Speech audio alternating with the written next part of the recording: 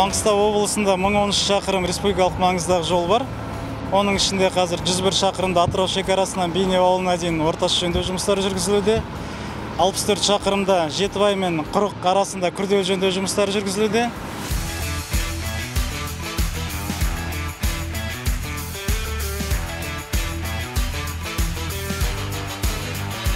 Құрық Жетібай күрделі жөндеу объектісінде тұрмыз.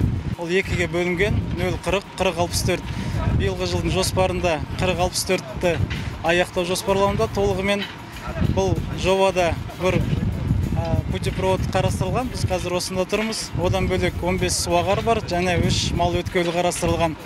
Жалпы мына жоба бойынша Апқот Құрық бар, Құрық ауылын айналып өту жолы қарастырылған.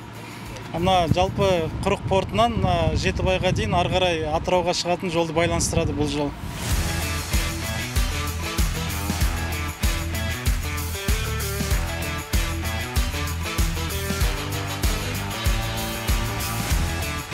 Жалпы салынатын жолдың ұзындығы 64 шақырым, жолдың санаты 3-ші категория, жол қозғалыс жолағы 2 дана.